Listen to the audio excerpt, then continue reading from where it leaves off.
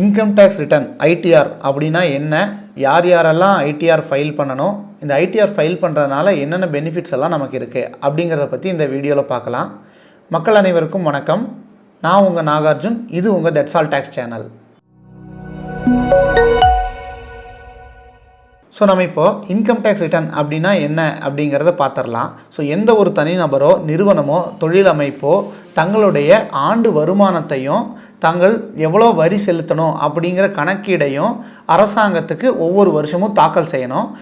இதை தாக்கல் செய்யறதுக்கு பயன்படுத்துகிற படிவம் ஃபார்ம் தான் income tax return ITR form அப்படின்னு சொல்லுவாங்க. ஸோ இதை ஒவ்வொரு ஃபினான்ஷியல் இயரும் நீங்கள் சப்மிட் பண்ணணும். ஸோ ஃபினான்ஷியல் இயர் அப்படின்னா என்னென்னா 1 ஏப்ரல்லேருந்து 31 மார்ச் வரைக்கும் உண்டான பீரியடில் நடந்த டிரான்சாக்ஷனில் சொல்கிறது தான் ஃபினான்ஷியல் இயர். ஸோ ஜென்ரலாக கேலண்டர் இயர் இருக்கும்.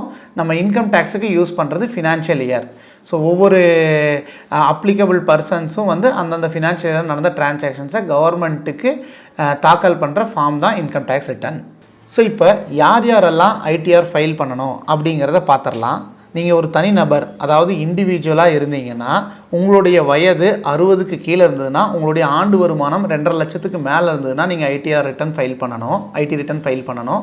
இதுவே உங்களுடைய வயது 60லேருந்து 80க்குள்ளே இருந்ததுன்னா உங்களுடைய ஆண்டு வருமானம் 3 லட்சத்துக்கு மேலேயும், வயது 80க்கு மேலே இருந்ததுன்னா ஆண்டு வருமானம் 5 லட்சத்துக்கு மேலேயும் இருந்தால் இன்கம் டேக்ஸ் ரிட்டர்ன் ஃபைல் பண்ணணும். இதுக்கு கம்மியாக இருக்கிறவங்க ஃபைல் பண்ணணுங்கிற அவசியம் கிடையாது.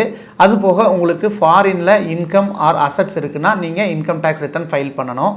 அதே மாதிரி உங்களுக்கு உங்கள் ஒரு ஃபினான்ஷியல் இயரோட ஃபாரின் ட்ராவல் எக்ஸ்பென்ஸ் 2 லட்சத்துக்கு மேலே போனாலோ, உங்களுடைய எலக்ட்ரிசிட்டி பில் ஒரு வருஷத்துக்கு 1 லட்சத்துக்கு மேலே போனாலோ இன்கம் டேக்ஸ் ரிட்டர்ன் ஃபைல் பண்ணணும். உங்கள் கரண்ட் அக்கௌண்ட்டில் 1 crore மேலே கேஷ் டெபாசிட் பண்ணியிருந்தால் நீங்கள் இன்கம் டேக்ஸ் ரிட்டர்ன் ஃபைல் பண்ணணும். உங்களோட சேவிங்ஸ் அக்கௌண்ட்டில் 10 லட்ச ரூபாய்க்கு மேலே கேஷ் டெபாசிட் இருக்குன்னா கண்டிப்பாக இன்கம் டேக்ஸ் ரிட்டர்ன் ஃபைல் பண்ணணும். உங்களுடைய டிவிடெண்ட் இன்கம் வருஷத்துக்கு 10,000க்கு மேலே இருக்குன்னா இன்கம் டேக்ஸ் ரிட்டர்ன் ஃபைல் பண்ணணும். அதே மாதிரி உங்களுக்கு டிடிஎஸ் இருக்குது, யாராவது உங்களுக்கு டிடிஎஸ் பிடிச்சிருக்காங்க, ஸோ அந்த டிடிஎஸ்ஸை நீங்கள் ரீஃபண்டாக கிளைம் பண்ணணும் அப்படின்னா நீங்கள் இன்கம் டேக்ஸ் ரிட்டர்ன் ஃபைல் பண்ணணும். அதே மாதிரி டிடிஎஸ் 25,000க்கு மேலே யாராவது பிடிச்சிருந்தாங்கன்னா கண்டிப்பாக இன்கம் டேக்ஸ் ரிட்டர்ன் ஃபைல் பண்ணணும். அதே மாதிரி உங்களுக்கு கேபிட்டல் கெயின்ஸ், அதாவது நீங்கள் ஒரு லேண்டையோ பில்டிங்கையோ ஷேர்ஸையோ சேல் பண்ணி அதில் ப்ராஃபிட் ஆர் கெயின்ஸ் வந்துருந்துச்சுன்னா நீங்கள் இன்கம் டேக்ஸ் ரிட்டர்ன் ஃபைல் பண்ணணும். அதே மாதிரி உங்களுக்கு மோர் தென் 1 ப்ராப்பர்ட்டி இருக்குது அப்படின்னா, நீங்கள் வாடகைக்கு விட்டுருக்கீங்கன்னா நீங்கள் இன்கம் டேக்ஸ் ரிட்டர்ன் ஃபைல் பண்ணணும். செக்ஷன் 80C 80D 80U போன்ற செக்ஷன்ஸில் டிடக்ஷன்ஸ் கிளைம் பண்ணணும்னு நினச்சிங்கன்னா நீங்கள் இதெல்லாம் இன்கம் டேக்ஸ் ரிட்டர்ன் ஃபைல் பண்ணணும். ஸோ நான் இப்போ மேலே சொன்னது எல்லாமே ஒரு தனிநபர் இண்டிவிஜுவலுக்கு எந்தெந்த சூழ்நிலையில் இன்கம் டேக்ஸ் ரிட்டர்ன் ஃபைல் பண்ணணும். ஸோ அதே மாதிரி இண்டிவிஜுவல் இல்லாமல் நிறுவனங்கள் வேரியஸ் ஃபார்மேட்டில் பிஸ்னஸ் பண்ணுவாங்க. ஸோ அவங்களுக்கு யார் யாரெல்லாம் ரிட்டர்ன் ஃபைல் பண்ணுங்கிறத பார்க்கலாம். ஸோ ஃபஸ்ட்டு நீங்கள் ப்ரைவேட் லிமிடெட் கம்பெனியாக ரிஜிஸ்டர் பண்ணியிருந்தீங்கன்னா irrespective of the limit of income, அதாவது உங்களுக்கு வருமானம் எவ்வளோ வருது, இன்கம் எவ்வளோ வருதுங்கிறதெல்லாம் லிமிட்டே கிடையாது. ₹1 வந்தாலும் இல்லை இன்கமே இல்லாட்டியும் நீங்கள் இன்கம் டேக்ஸ் ரிட்டர்ன் ஃபைல் பண்ணணும்.